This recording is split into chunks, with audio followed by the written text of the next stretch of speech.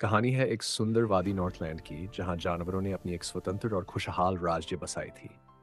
इस राज्य का राजा था शेरों का शेर, समझदार और बहादुर राजा बहादुर। उसकी सल्तनत में हर जानवर, खरगोश, हिरण, तोते, बंदर सभी आपस में प्यार से रहते थे। लेकिन एक रात ऐसा हुआ कि पूरी वादी की खुशी पर जैसे पहाड़ टूट पड़ा। राजा बहादुर अचानक गायब हो गया। सुबह की पहली किरण के साथ जंगल में हड़कंप मच गया। चारों ओर से चिंतित आवाजें आने लगीं। हमारा राजा कहाँ चला गया? क्या कोई दुश्मन हमला करने वाला है? अब हमारे जंगल का क्या होगा? इसी अफरा-तफरी में सामने आया चंटू, एक चंचल लेकिन होशियार बंदर। चंटू ने फैसला किया कि वह राजा को ढूंढने निकलेगा। उसके साथ हुए उसके तीन खास दोस्त: मीनू, एक तेज तर्रार और समझदार हिरनी; टोपू, एक छोटा लेकिन दिलेर तोता; गोबू, एक प्यारा, मासूम लेकिन ताकतवर हाथी। चंटू ने सबको एकत्रित करके कहा, अगर हम सब साथ रहेंगे तो कोई भी मुश्किल हमें नहीं रोक सकती। हमें राजा बहादुर को ढूंढना ही होगा। रात के सन्नाटे में चारों दोस्त जंगल के घने और रहस्यमय हिस्से की ओर बढ़ने लगे।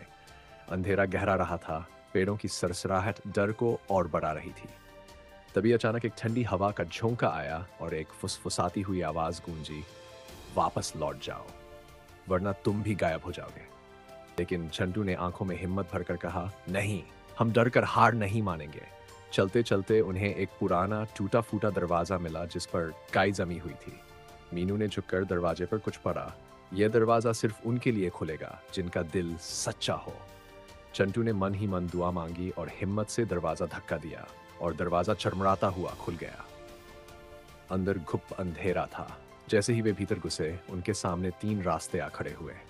हर रास्ते पर एक लकड़ी की तख्ती लटकी थी। पहला रास्ता डर का रास्ता, दूसरा रास्ता धोखे का रास्ता, तीसरा रास्ता दोस्ती का रास्ता। चंटू ने मुस्कुराकर कहा, हमारी असली ताकत हमारी दोस्ती है, हमें दोस्ती के रास्ते पर ही चलना चाहिए। सबने सहमति में सिर हिलाया और तीसरे रास्ते को चुना। रास्ता डरावना और सुनसान था। चलते चलते अचानक जमीन हिलने लगी और एक भयानक आवाज गूंजने लगी। उनके सामने प्रकट हुआ एक विशाल जहरीला सांप जिसकी लाल लाल आंखें आग की तरह चमक रही थीं। सांप ने फुफकारते हुए कहा, अगर राजा को बचाना है तो दोस्ती का सच सबूत दो। फिर उसने एक पहेली पूछी, ऐसी कौन सी चीज है जो बांटने से घटती नहीं बल्कि बढ़ती है? मीनू ने तुरंत जवाब दिया, मोहब्बत। सांप जोर से चिल्लाया और धुएं में बदलकर गायब हो गया। रास्ता अब साफ था। अब वे एक सुनहरे दरवाजे के सामने खड़े थे। अंदर से किसी के कराहने की आवाज आ रही थी। चंटू ने बहादुरी से आगे बढ़कर दरवाजा खोला। भीतर का दृश्य देखकर सभी चौंक गए। राजा बहादुर जादुई जंजीरों में जकड़ा हुआ था और उसके पास बैठी थी काली मां, एक भयंकर काली बिल्ली जो काले जादू की माहिर थी। काली मां ठहाका मारते हुए बोली, अगर राजा को छुड़ाना है तो अपनी जान की कुर्बानी दो। तभी गोबू आगे बढ़ा और बोला, मैं अपनी जान देने को तैयार हूं।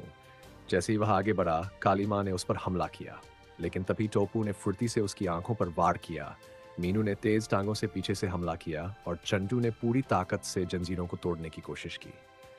तीनों की एकजुट ताकत से आखिरकार काली मां हार गई और धुएं में बदलकर गायब हो गई। राजा बहादुर आजाद हो गया। राजा ने मुस्कुराते हुए कहा, तुम सब ने न सिर्फ मेरी जान बचाई बल्कि सच्ची दोस्ती, बहादुरी और वफादारी का भी सबूत दिया। आज से तुम चारों मेरे खास रक्षक बनोगे। उस दिन पूरी राज्य में जश्न मनाया गया। रंग बिरंगे तोते आकाश में उड़ने लगे, हिरणों ने नृत्य किया, बंदरों ने ढोल बजाए और हाथियों ने अपनी सूंडों से पानी की सुंदर बारिश कर दी। हर तरफ खुशियां, गीत और हंसी की गूंज थी। और इस तरह चंटू, मीनू, टोपू और गोबू ने दोस्ती की मिसाल कायम कर दी।